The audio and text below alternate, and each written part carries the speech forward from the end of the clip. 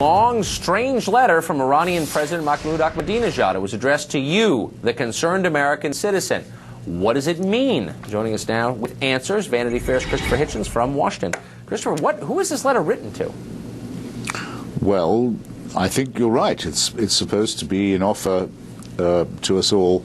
It's actually based on, I think, as most of Mr. Ahmadinejad's statements are, a letter written by Ayatollah Khomeini to Mikhail Gorbachev during the years of the decline of the Soviet Union, where the Ayatollah decided to pen a letter to the USSR saying, have no fear, help is on the way, Islam is the solution, we will replace you as the great alternative to the failure of Western liberal democracy. This is just a recycling of that. There's an implied threat, of course, as there was in the original Stalinist one. I'm just struck by that in everything you see come from the government of Iran, there is anti-Semitism, which has got to be among the most off-putting things in the Western world. But most Americans, Western Europeans, see anti-Semitism and they know they don't, whatever it is, they don't want any more of it. Why exactly, can they not control themselves? Is that why they include these attacks on the Jews, or is this part of a strategy? No, I think it's as necessary to them as, I have to say, it once was to a lot of people in the West, especially the more extreme Christians. The fact of the matter is that both the holy books of the Christian and the Muslim religions record that the first encounter they had was with the Jews who weren't very impressed with either the Prophet Jesus or the Prophet Muhammad. And that's not going to be forgiven. It's a religious problem. It's a problem of believing in any of this theological nonsense in the first place. Sometimes I noticed that your previous guest, Mr. Tillman, who I very much admire, said it reminded him of the Protocols of the Elders of Zion. Actually, it isn't that much like that, but the protocols are available now freely on, for example, the Hamas website and in many other parts of the Muslim world. You could, if you like, consider that to be encouraging, in that if they had a long anti-Jewish tradition of their own, they wouldn't have to be stealing it from Russian Orthodox Christians and German fascists. But I suspect that that's a pretty empty consolation. But so you think anti-Semitism is very necessary to them. It's intrinsic to their theology. I mean, there's no separating it out from their politics or their worldview. It's absolutely, there's no point in it without someone to hate, and without something that also would explain the ruin and failure that they brought on their own societies. The reason why we had to intervene in Iraq, and the reason why we were right to do so, not to go over all the arguments again, was among other things this: a failed state, as Iraq was becoming, as well as a rogue one, isn't going to blame its own failure on itself any more than Afghanistan would have done, or Iran does. When they try and run society out of holy books, and with preachments and sermons and rants, everything grinds to a halt, as you can see. But do they blame that on themselves? No. They say it's a Jewish Crusader Zionist conspiracy that means the lights don't come on and the children can't read and everyone's teeth are falling out. No, of course.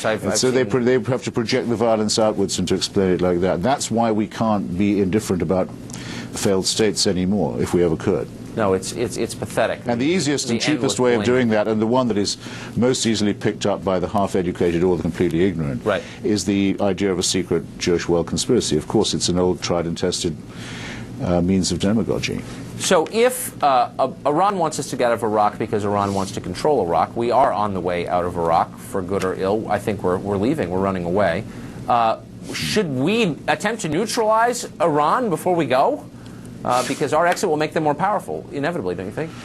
Well, there are those, including some among the dreaded neocons, who say that Iran was the problem in the first place. And of course, if the United States was the hapless puppet of Israel that the reactionaries say that it is, it would have gone for Iran first, because that's the one the Israelis have always worried about. Here's the situation. I mean, it's not us this time. It's the European Union, the UN, and the International Atomic Energy Authority that have caught Iran cheating on weapons of mass destruction, lying about every agreement they've ever signed, cheating on all the inspections, all of that. It's a clear-cut case.